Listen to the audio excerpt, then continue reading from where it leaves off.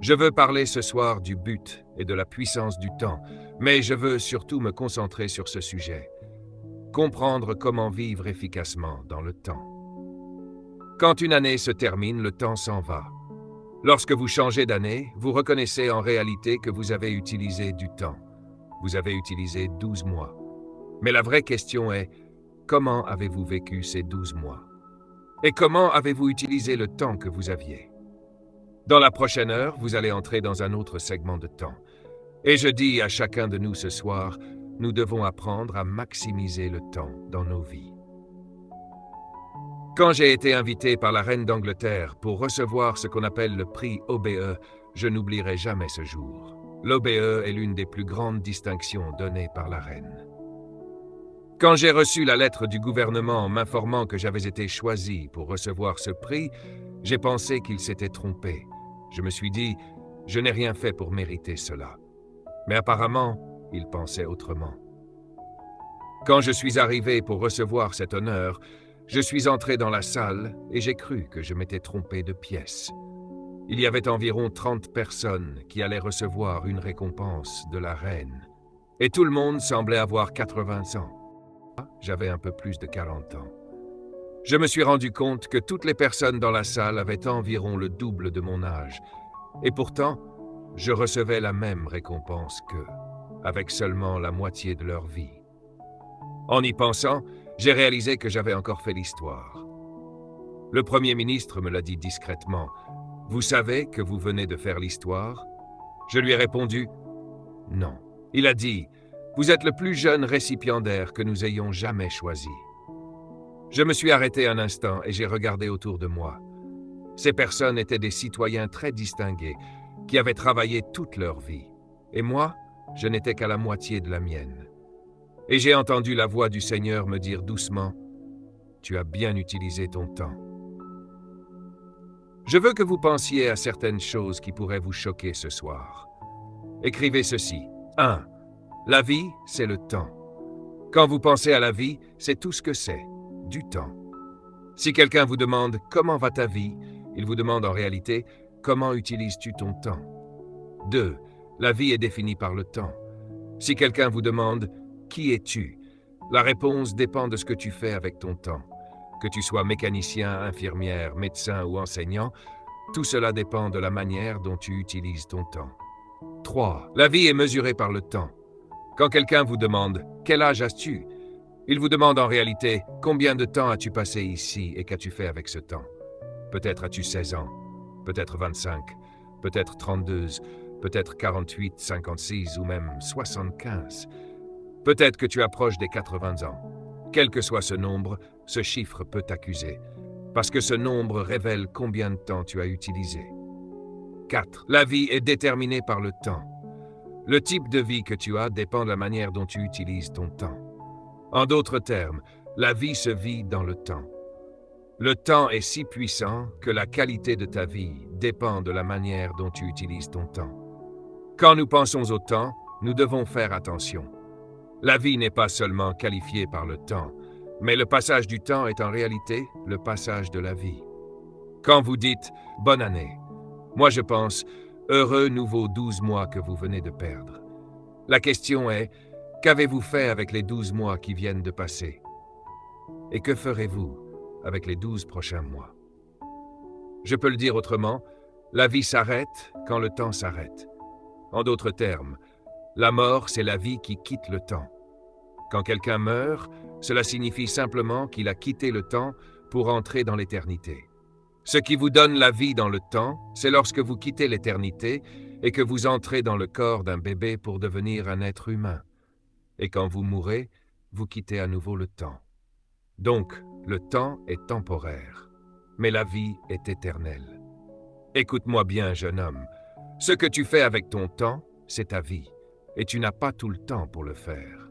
Un jour, je calculais ma vie. Selon les plans et la vision que Dieu m'a donnée, j'ai estimé que je devrais vivre environ 84 ans. Je calcule ma vie en fonction de la vision que Dieu m'a donnée à accomplir, et je devrais vivre au moins jusqu'à 84 ou 95 ans. Mais laisse-moi te poser une question. Sais-tu combien de temps tu es censé vivre? Si tu dérives simplement dans le temps, la mort finira par te surprendre. Maintenant, écoutez-moi très attentivement. Qu'est-ce que le temps? Voici une définition. 1. Le temps est une interruption dans l'éternité. Dieu a pris un morceau d'éternité. Il lui a donné un commencement et une fin. Et cela s'appelle le temps. L'éternité est une durée sans mesure. Le temps est un morceau d'éternité avec un début et une fin. Le temps est une petite mesure de l'éternité. Le temps est une tranche d'éternité. Le temps est une portion de l'infini. C'est là que vous vivez maintenant. Parfois nous pensons que notre vie est grande, mais comparée à l'éternité, 80 ans ne sont rien. Pas étonnant que la Bible dise que la vie de l'homme est comme l'herbe. Elle est là aujourd'hui et demain elle disparaît. Certaines personnes avec lesquelles vous avez commencé ne finiront pas avec vous. La question est, que vas-tu faire avec le temps que tu as? Nous savons tous que nous ne sommes pas ici pour toujours. Le temps est la période limitée durant laquelle une action ou un processus existe et se déroule. En d'autres termes, le temps est l'endroit où nous agissons dans l'éternité. Le temps est aussi la mesure de l'existence. Nous existons dans le temps, mais nous sommes en réalité des créatures éternelles. Un jour, j'ai lu un passage biblique que je n'ai jamais oublié. Dans Ecclésiaste chapitre 3, verset 10, il est écrit « Dieu fait toutes choses belles en son temps. Il a aussi mis l'éternité dans le cœur de l'homme, sans que l'homme puisse comprendre l'œuvre que Dieu fait du commencement jusqu'à la fin. » Ce verset est fascinant. Il dit d'abord que Dieu fait mûrir toutes choses en son temps. Une autre traduction dit « Il rend toutes choses belles en son temps ». Cela signifie que tu as été envoyé sur la terre pour faire quelque chose dans un temps précis. Et tu dois le découvrir rapidement, afin de l'accomplir dans le temps qui t'est donné. Mais il est aussi écrit « Dieu a mis l'éternité dans le cœur de l'homme ». Cela signifie que même si tu es dans le temps, tu ne viens pas du temps. Tu es lié à l'éternité. Tu es sorti de l'éternité pour entrer dans le temps. Et même si tu vis dans le temps, tu restes connecté à l'éternité. Tu es un esprit éternel vivant dans le temps. C'est pour cela que ton potentiel est illimité. Ta capacité n'a pas de limite. Et ton potentiel ne peut pas être mesuré. Parce que tu es un esprit éternel dans un corps conscient du temps. Je veux relire ce verset avec vous, parce qu'il est important de comprendre que le temps a été créé par Dieu. Dieu a créé le temps, mais lui vit dans l'éternité. Et cela crée un certain problème pour nous. Dieu a créé le temps et nous y a placés, mais lui n'y vit pas. Donc lorsque Dieu te dit « je te verrai demain », ce demain peut représenter 1000 ans parce que Dieu parle dans les termes de l'éternité. Quand Dieu dit « tout ira bien pour toi », cela peut arriver 6 mois plus tard. Vous me suivez?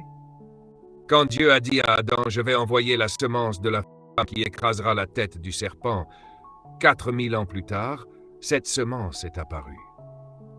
La raison pour laquelle les apôtres pensaient que Christ reviendrait de leur vivant, c'est parce qu'ils avaient oublié que Dieu ne parle pas selon notre façon de mesurer le temps. Quand Christ a dit « je pars, mais je reviens bientôt », ils ont pensé qu'il reviendrait très rapidement. Puis Pierre s'est souvenu de ce que David avait dit « un jour est comme 1000 ans pour Dieu ». Donc quand un être humain te dit « je te verrai demain », tu peux remercier Dieu. Mais si Dieu te dit « je te verrai demain », cela pourrait être dans la prochaine vie. Parce que Dieu a créé le temps, mais il ne vit pas dans le temps. Il a placé l'homme dans le temps, mais lui-même est en dehors du temps. Chapitre 2. La création du temps. Dieu a créé le temps pour une raison principale. Écrivez ceci. Dieu a créé le temps pour étendre son royaume hors de l'éternité. Le royaume de Dieu est éternel. Le royaume des cieux est invisible et éternel. Mais Dieu voulait l'étendre à un autre territoire. Alors Dieu a créé le temps, et dans le temps, il a créé l'univers. Ensuite, il a étendu son royaume dans la dimension du temps. Le royaume de Dieu est éternel, mais Dieu a créé le temps pour y manifester son royaume. Et il nous a placés dans le temps pour que nous amenions le royaume de Dieu de l'éternité vers le temps par notre administration et notre domination sur la terre. C'est le grand plan de Dieu pour le temps. Je veux aussi vous montrer comment Dieu a créé le temps. Dans Genèse 1,14, il est écrit « Dieu dit qu'il y ait des luminaires dans l'étendue du ciel pour séparer le jour de la nuit. et qu'ils servent de signe pour marquer les saisons, les jours et les années. Regardez bien. Dieu dit que ces lumières serviront de signe pour marquer les saisons, les jours et les années. Dieu dit, je vais créer le temps en établissant des lumières. Il a placé des mouvements et des rotations dans l'univers. Ainsi, le Soleil permet de mesurer un jour. La rotation de la Terre autour du Soleil permet de mesurer une année. En un seul verset, la Bible explique que Dieu a créé le temps pour marquer les saisons, les jours et les années. Et Dieu dit que le temps est bon. Pourquoi Dieu a-t-il créé le temps? Écrivez ces points. 1. Pour vous faire sortir de l'éternité. Dieu voulait que nous sortions de l'éternité pour venir dans le temps. 2. Pour vous protéger de l'infini. Je suis très heureux pour cela. Imaginez que vous viviez dans l'éternité et que vous ayez un mal de tête. Combien de temps durerait ce mal de tête? Pour toujours. Imaginez que quelqu'un vous trahisse et que cette douleur dure éternellement. Comment pourriez-vous vivre avec cela? C'est pour cela que Dieu nous a placés dans le temps. Parce que dans le temps, vous pouvez dire « L'année dernière, j'étais blessé. L'année dernière, j'étais pauvre. » Le temps vous protège contre la souffrance éternelle. Imaginez vivre une éternité difficile. Mais grâce au temps, vous pouvez dire « J'ai eu une année difficile, mais pas une éternité difficile. » Le temps vous protège contre le « pour toujours » de la douleur. 3. Dieu vous a donné le temps pour mesurer votre existence. Le temps vous permet de définir votre vie et d'en mesurer la qualité. Quand quelqu'un dit « j'ai 40 ans », cela signifie « qu'as-tu fait avec 40 ans ?» Qu'as-tu accompli? Qu'as-tu réalisé? Qu'as-tu apporté au monde? Qu'as-tu fait pour Dieu et pour l'humanité? Les années vous donnent une responsabilité. 4. Le temps définit la distance entre votre début et votre fin. 5. Le temps permet de vivre la vie par petites doses. Je suis très heureux pour cela. Imaginez devoir vivre la vie d'un seul bloc. Vous deviendriez fou, mais Dieu vous donne la vie en petites portions de temps. Ainsi, vous pouvez gérer la vie étape par étape. 6. Le temps mesure le but de votre vie. Dieu vous a donné quelque chose à accomplir, et il vous a donné du temps pour l'accomplir. Quand vous avez terminé votre mission, vous pouvez quitter le temps. La vraie question est donc, ai-je découvert mon but afin d'utiliser correctement mon temps? Chapitre 3. Le but du temps. Regardons Job 14, 5. Il est écrit « Les jours de l'homme sont déterminés. Tu as fixé le nombre de ses mois et tu as établi des limites qu'il ne peut dépasser. » Cela signifie que Dieu connaît même le mois où tu dois mourir. Il a fixé une limite que tu ne peux pas dépasser. Cela peut sembler étrange, mais je crois que les gens sont censés mourir à un moment précis. Même Jésus est mort à 33 ans parce qu'il avait terminé sa mission. Alors laisse-moi te poser une question. Quel âge as-tu? Si tu as 35 ans, peut-être es-tu déjà en retard sur ton objectif. Dieu connaît le nombre de tes mois. Il y a une raison pour laquelle Dieu a fixé une limite au temps de ta vie, parce qu'il y a certaines choses que tu dois accomplir, puis partir. Dans la Bible, il y a un homme appelé Ézéchias. Dieu lui a dit « Ton temps est venu de mourir ». Mais Ézéchias a jeûné et prié, et il a demandé plus de temps. Finalement, Dieu lui a donné 15 années supplémentaires. Mais pendant ces 15 années, il a eu des fils qui sont devenus les pires rois d'Israël et qui ont détruit la nation. Dieu essayait en réalité de protéger le peuple. Alors je dis souvent, quand c'est le moment de partir, il faut partir. Parce que Dieu connaît le nombre de tes mois et tu ne peux pas dépasser cette limite. C'est pourquoi vous devriez vivre chaque jour comme s'il comptait. Personnellement, je vis ainsi. Je veux être sûr que chaque minute compte pour Dieu. Le temps se mesure en secondes, minutes, heures, jours, semaines, mois, années, décennies, siècles, millénaires.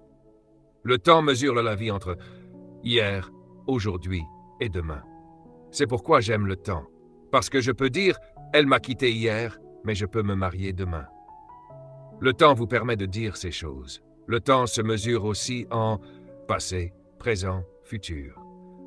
Et merci à Dieu pour cela. Parce que le passé signifie que certaines choses sont terminées.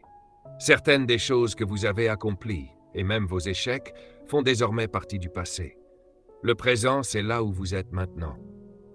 Le futur, c'est ce que vous créez par la manière dont vous utilisez votre temps.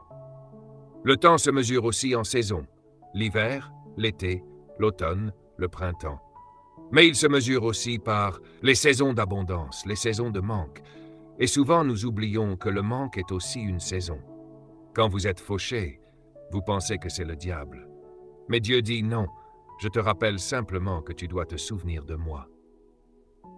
Dieu a souvent dit à Israël, « Je vais te dépouiller pour te rappeler que je suis ton Seigneur, et ensuite je te donnerai 7 fois plus dans la saison d'abondance. » Le temps fonctionne par saison. Il y a aussi des saisons dans les relations, une saison où les gens vous apprécient et une saison où tout le monde semble être un problème.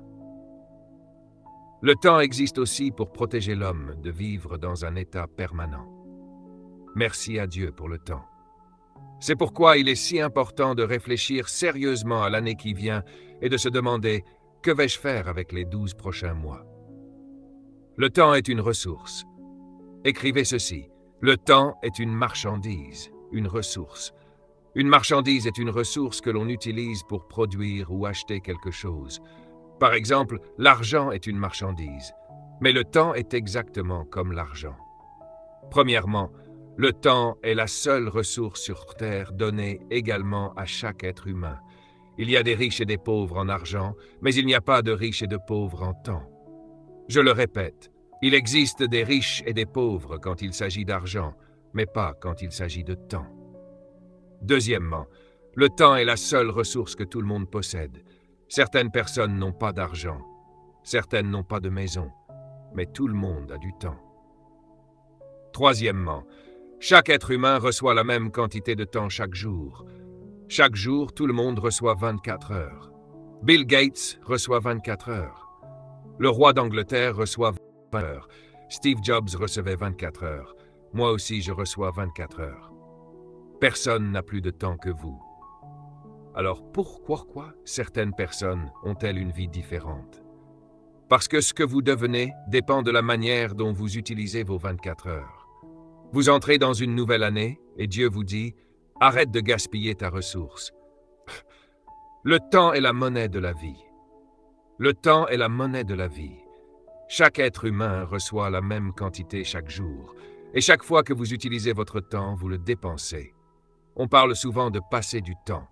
En réalité, vous dépensez du temps. Et quand vous dépensez quelque chose, cela signifie que vous achetez quelque chose. Voici donc un principe important. Le temps sert à acheter la vie. Nous avons tous la même quantité de temps, mais nous achetons des choses différentes avec nos vies. Certaines personnes regardent la télévision pendant 5 heures. Elles achètent cela avec leur vie. D'autres passent des heures à traîner sans rien faire. Elles achètent cela avec leur temps. Alors notez ceci, ce que vous devenez est ce que vous avez acheté avec votre temps. Si vous êtes ce que vous êtes aujourd'hui, c'est parce que vous l'avez acheté avec votre temps. Arrêtez de blâmer les autres pour votre vie. C'est vous qui l'avez acheté. Vous n'êtes pas pauvre, parce que vous avez toujours du temps. Écoutez-moi bien. Tout ce dans quoi vous investissez votre temps, vous le devenez. Pensez à l'année passée. Dans quoi avez-vous investi la majorité de votre temps? Vous pouvez passer votre temps à vous disputer. La Bible dit d'éviter les disputes inutiles, parce que les disputes consomment du temps. Vous pouvez passer votre temps à vous plaindre. Moi, je n'ai pas le temps de me plaindre. Quand je fais une erreur, je la corrige et je continue rapidement. Certaines personnes passent des semaines entières déprimées à cause d'une seule erreur. Elles gaspillent leur temps à être tristes. Les abus du temps. Écrivez ceci. Le temps est comme l'argent. 1. Le temps peut être volé. Il existe des voleurs de temps dans votre vie. Certaines personnes sont simplement là pour voler votre temps. Dieu vous dit parfois, éloigne-toi de ces voleurs. Certaines personnes viennent sans prévenir, frappent à votre porte et disent « Je passais juste dire bonjour ». Mais elles déposent leur désordre dans votre vie. Certaines personnes vous appellent et vous parlent pendant 2 heures au téléphone. Ce sont des voleurs de temps. Ne laissez pas votre année devenir le rassemblement des voleurs de temps. Certaines personnes doivent sortir de votre vie parce qu'elles volent la seule ressource que vous avez, le temps. 2. Le temps peut être abusé. Vous pouvez utiliser votre temps pour des choses qui n'améliorent pas votre vie. 3. Le temps peut être perdu. Comme on peut perdre de l'argent, on peut aussi perdre du temps. Mais il y a un problème. Quand vous perdez du temps, vous ne pouvez jamais le récupérer.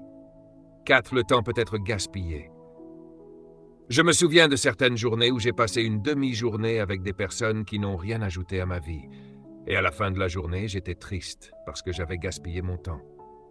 Nous devons protéger notre temps. 5. Le temps peut être valorisé. Comme l'argent peut grandir, le temps peut aussi devenir plus précieux. Par exemple, si vous lisez un livre en janvier, vous améliorez votre vie. Si vous lisez un autre livre en février, vous améliorez encore votre vie. Chaque livre ajoute de nouvelles connaissances. Vous pouvez améliorer votre vie par la manière dont vous utilisez votre temps. Le plus grand voleur de temps.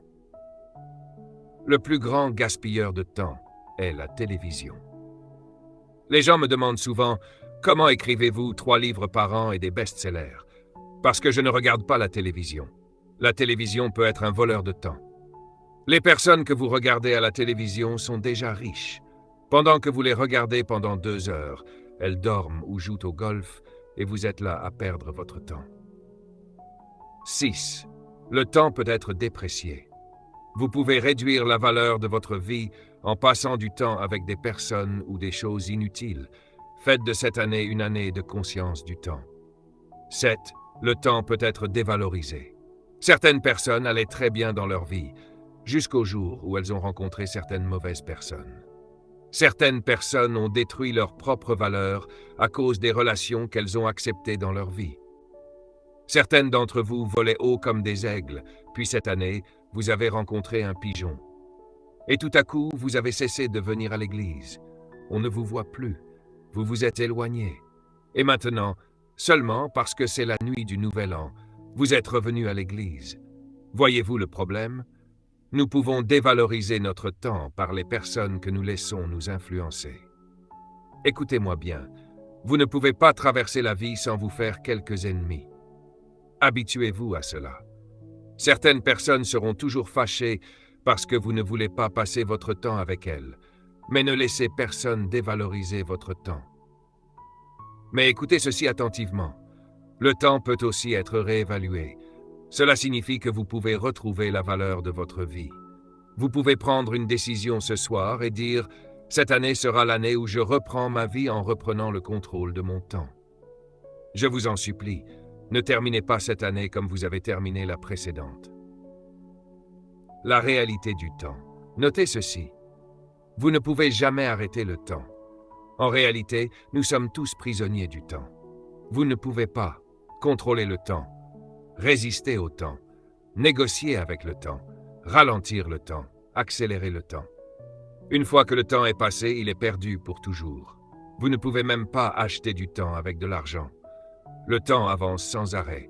Vous avez seulement 2 options, utiliser l'heure ou perdre l'heure. C'est ainsi que fonctionne le temps. Jusqu'à votre mort, vous êtes dans le temps.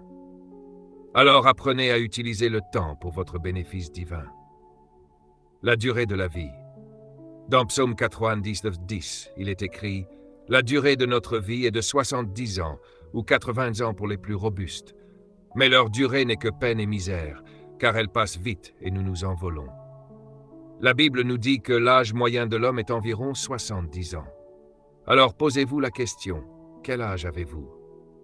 Si vous avez 35 ans, la moitié de votre vie est peut-être déjà passée. Qu'allez-vous faire avec le reste du temps?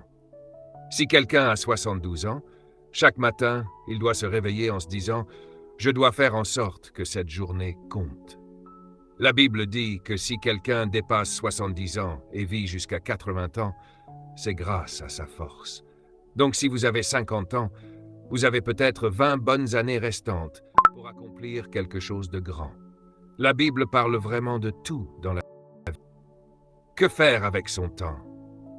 Avant de terminer et d'entrer dans une nouvelle période de temps, il est important de comprendre ce que vous devez faire avec votre temps. Écrivez ceci. 1. Vous pouvez gérer votre temps. Vous ne pouvez pas l'arrêter, mais vous pouvez le gérer. 2. Vous pouvez utiliser votre temps. 3. Vous pouvez investir votre temps. Vous pouvez décider d'investir votre temps différemment cette année. 4. Vous pouvez convertir votre temps. C'est un point très important. Comme l'argent peut être converti d'une monnaie à une autre, le temps peut aussi être converti.